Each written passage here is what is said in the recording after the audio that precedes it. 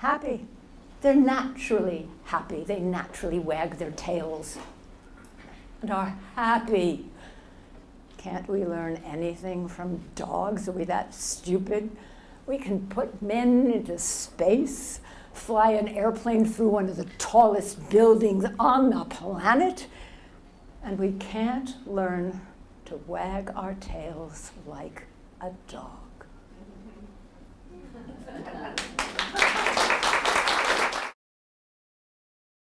Dog's name, Sierra.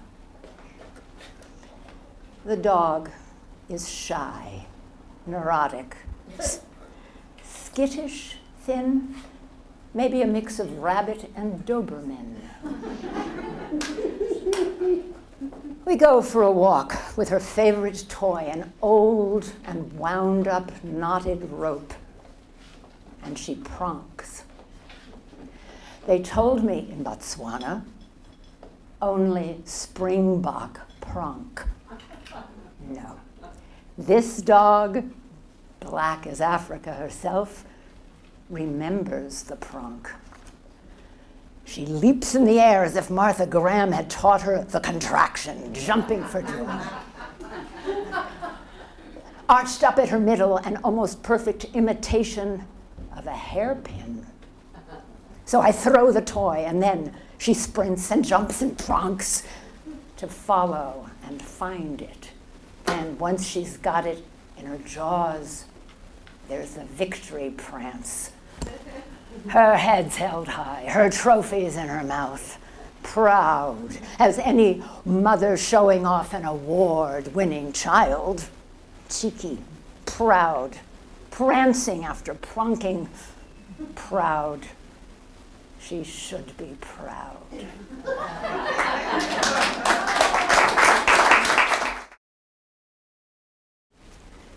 My neighbor's black lab holds up his right front paw, and he won't step on it because it's hurt. And then that little pup just walks around on 3 legs only, walking. Walking as a matter of course, not about to take this lying down, no. Resolved to get around and live his life no matter what.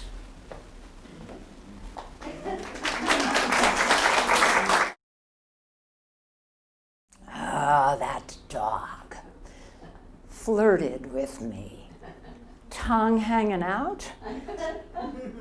Then he told me he was married. And not too unhappily.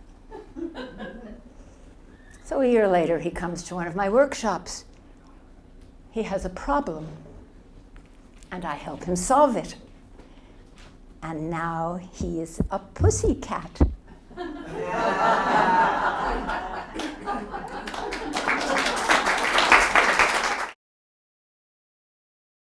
6 years after she dies, I think I hear her. 12 years and you never knew me marching proud through the mall, everybody staring, so many saying, "What special breed of dog is that? You proud of me proud to be with you," and you never knew. You called me luminous, lunar lit. That light was for you and with you. My 15-inch tail straight up in the air, long as my body. My dark eyes, mysterious planets you never visited. You only looked at them in awe as if I were a work of art and not a breathing being, not even when I left teeth marks in the metal sliding doors when you left me home alone. To get to you. You gave me antipsychotic meds.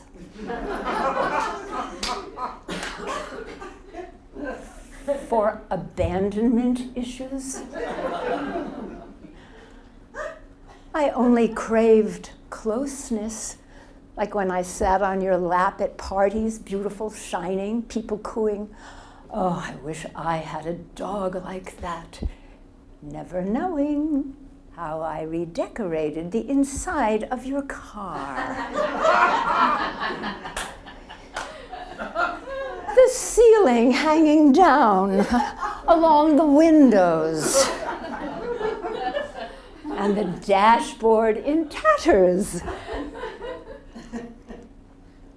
It was only that last afternoon, my blood suddenly on your cement floor and black, and you desperate to get me to the ER, me on your lap as our neighbor drove us, and me feeling the warmth of your holding me, and your devotion, all those years, everybody telling you, get rid of that dog.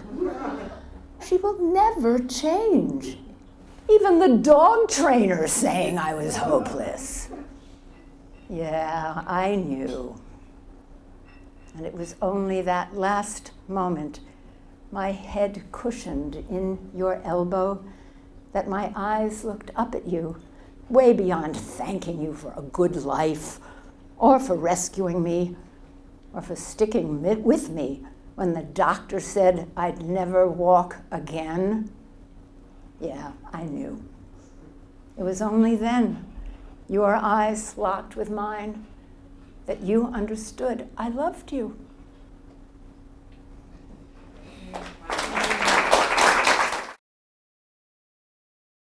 My new dog, he laughs. Maybe because he's called a French poodle mix. And he knows French poodles come from Germany. Or he laughs because his breed is famous for its curly, fuzzy hair. And he arrived here shaved because of all the burrs and foxtails in his coat from days spent lost and starving on the streets. He laughs. Maybe because the dog can walk on just his two hind legs, and he prances, jumps, and poses like any well-trained circus dog, but doesn't always know to pee outside.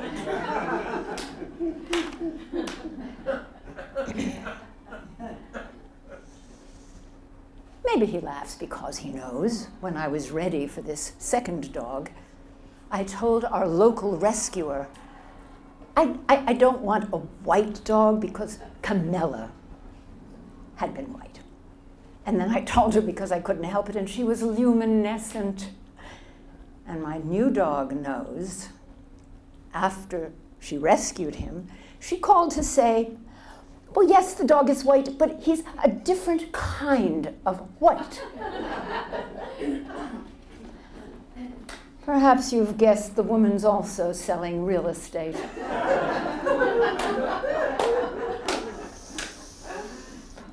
Not that I could tell exactly what the new dog's color was because the dog was shaved.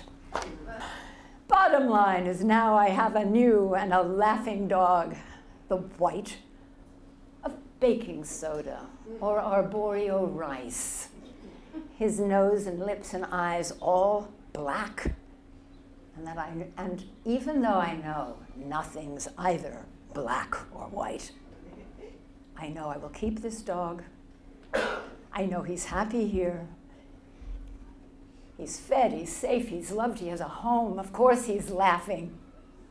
And me, I'm laughing more than I have ever laughed before. My mouth and his spread wide in exaltation!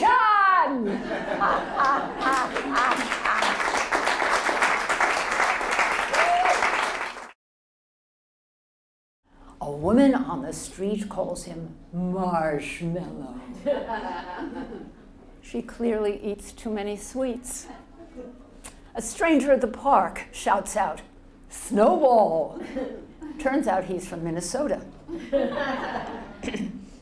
Cotton Ball, simpers a beauty queen at a cafe, who clearly uses cotton balls to clean the makeup off her face. Fluffy lamb, snorts an actor from Scotland. He grew up on a farm. Most people call him fluffy. Children, adults, people like fluff. Don't like to think too much. And my dog is so deep. We all wear our own Rorschach glasses, like to name things as if it helps us get a handle on miracles. This one's called Joint Portrait. My new dog looks goofy, and he's smart. I can do that, and I do. He can look well-groomed and a mess, just like me. People mistake him for a girl. He's so pearly, pretty, fluffy.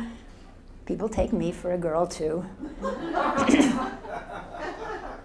Although before my nose job, the New York Times declared me handsome.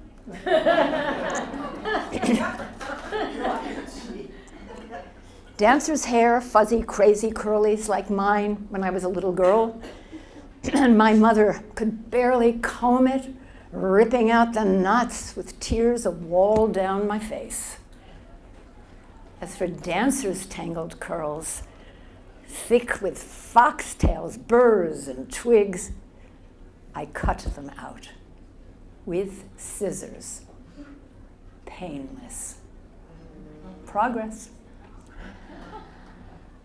Although my own hair, unruly, some days fluffy, carries with it, even down to the roots, my mother's dark opinion that it and I aren't pretty, not good enough. But yesterday, first time a stranger points at my dog, says, "Fluffy, beautiful," and then at me, "Fluffy, beautiful."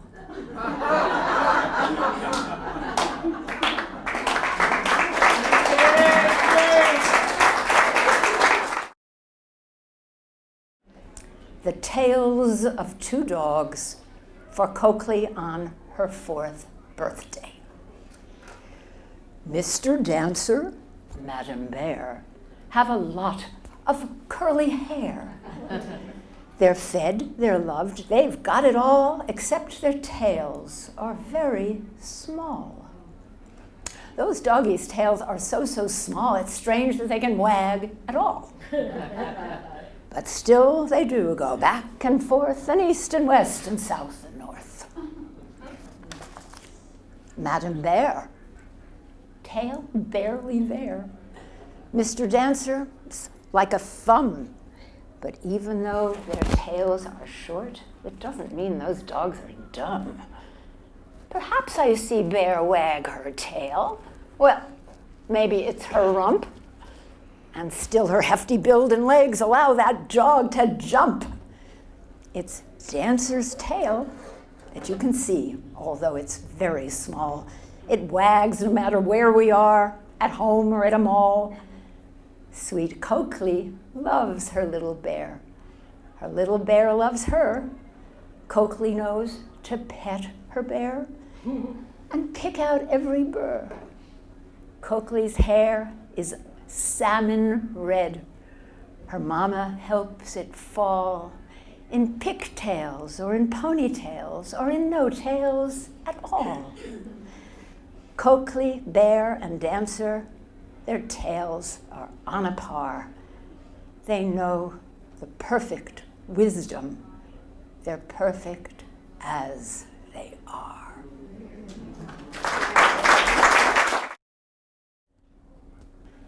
Dancer and I drive the long, steep road up to the Getty. The uniform guard growls, "No dogs allowed," and you can't even leave him in the car. Through the window I say, "Oh, he's a service dog.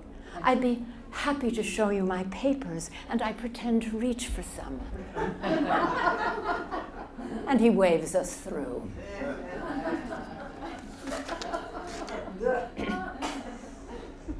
Inside the museum, my dog is as quiet and well-behaved as the ancient marble statues. Greek and Roman gods, heroes, emperors, except my dog's alive.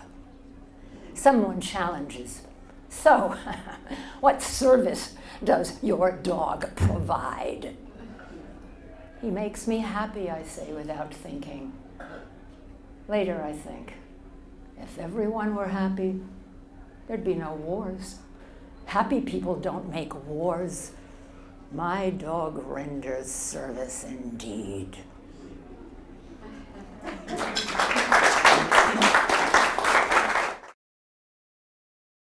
This poem's called Trees.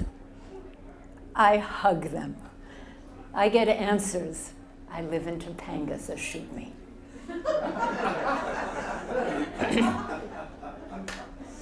My dog loves them. Perfect pee-pee posts for his ballet. We both worship them, also for giving us oxygen so we can live.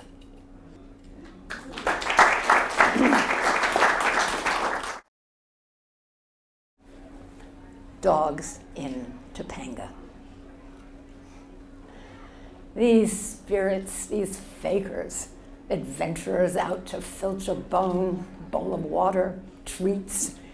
They can charm you to death with their playfulness, coyness, flirting, their wisdom, their knowing. Sometimes it is more than right, simply, gloriously, to lie down, do nothing, and be.